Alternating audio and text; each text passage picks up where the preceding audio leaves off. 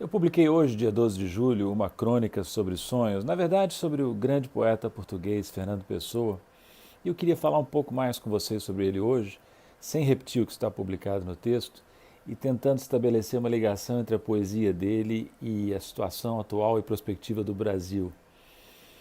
O livro, vou tomar como base alguns poemas de um grande livro de Fernando Pessoa que se chamou Mensagem, uma das poucas obras publicadas por ele em vida e cuja leitura eu recomendo vivamente. Ali nessa obra você tem uma ideia do que foi a grandeza de Portugal no tempo das grandes navegações, que é um dos temas centrais deste livro chamado Mensagem.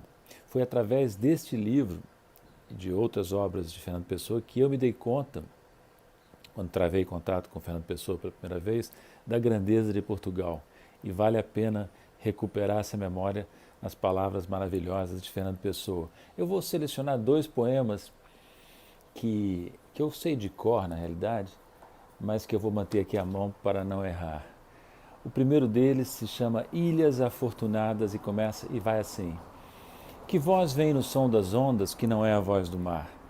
É a voz de alguém que nos fala, mas que se escutarmos cala, por ter havido escutar. É só se meio dormindo, sem saber de ouvir ouvimos, que ela nos diz a esperança, aqui como uma criança dormente, a dormir sorrimos. São ilhas afortunadas, são terras sem ter lugar, onde o rei mora esperando. Mas se vamos despertando, cala a voz e há só o mar.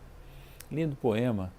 O rei mencionado aqui fica mais claro quem é quando se lê esse poema no contexto do livro como um todo, mensagem. Esse rei é Dom Sebastião, figura lendária na história de Portugal, um rei que teve o sonho de retomar o espírito da reconquista e conquistar o norte da África, combatendo os mouros, os infiéis, e numa batalha de Alcácer Quibir, Portugal sofreu uma grande derrota e o rei desapareceu. Foi dado como morto, mas o corpo nunca apareceu. Criou-se então uma lenda de que Dom Sebastião estava vivo, escondido em algum lugar, em Ilhas Afortunadas, como diz o poema de Fernando Pessoa, que voltaria um dia para socorrer Portugal nos seus momentos mais sombrios. A ligação desse tema do sebastianismo com o Brasil é muito forte, porque o sebastianismo, o mito de Dom Sebastião, marcou não só a história portuguesa, mas também a história brasileira.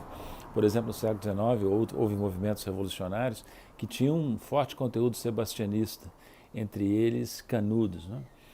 Mas tem também uma ligação entre esse mito do líder desaparecido que voltará com a situação atual do Brasil. Não vou dizer qual é, porque parece óbvio, e eu deixo a vocês a pequena tarefa de completar essa comparação. Mas eu queria dar um outro exemplo, também tirado de mensagem, como eu disse, que é um maravilhoso poema chamado Mar Português, que é assim: Ó mar salgado, quanto do teu sal são lágrimas de Portugal. Por te cruzarmos, quantas mães choraram, quantos filhos em vão rezaram, quantas noivas ficaram por casar, para que fosses nosso, ó mar. Aí vem um verso que de tão citado ficou meio trivializado, que é: valeu a pena, tudo vale a pena, se a alma não é pequena. E ó, reparem agora nessa passagem: quem quer passar além do bojador, tem que passar além da dor. Deus ao mar o perigo e o abismo deu, mas nele é que espelhou o céu. Portugal, isso está muito bem retratado nesse livro Mensagem, é um país extraordinário, que pequeno, pouca dimensão territorial populacional, na ponta ali da Europa, liderou a expansão europeia pelo mundo afora, com as grandes navegações. Foi percorrendo o litoral da África, passou o Cabo Bojador, percorreu a África inteira, virou o Cabo das Tormentas, redenominando esse cabo de Cabo da Boa Esperança, percorreu o Oceano Índico, marcou presença na Índia, marcou presença na China, marcou presença no Japão, enfim, teve um papel global e criou aqui deste lado do Atlântico o Brasil, este grande país que tem origem, em grande parte também em Portugal. Né? E esses poemas de Fernando Pessoa são uma lembrança viva do que foi esse grande espírito português. Né? Eu entendo que o Brasil pode ser, deve ser o herdeiro do espírito português, do espírito das grandes navegações.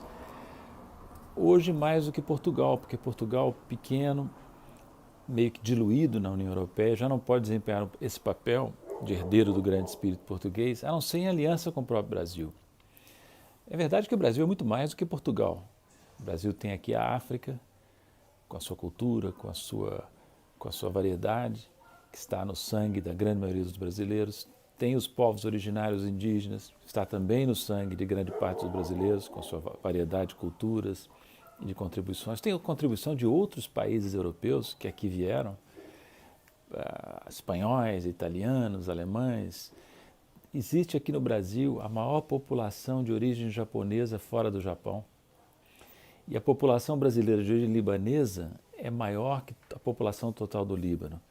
Estou dizendo tudo isso porque eu entendo que o Brasil tem um papel naturalmente global. É uma nação que na sua formação já é global. E ela pode muito bem desempenhar esse papel global, superada essa fase lamentável que nós estamos atravessando. Antes da pandemia, eu participei de um debate com um grande brasileiro, Saturnino Braga. O debate era sobre a Rota da Seda da China. E o Saturnino fez uma observação que eu não esqueci, uma observação muito interessante. O Brasil deve ter suas próprias iniciativas de alcance global, dizia ele.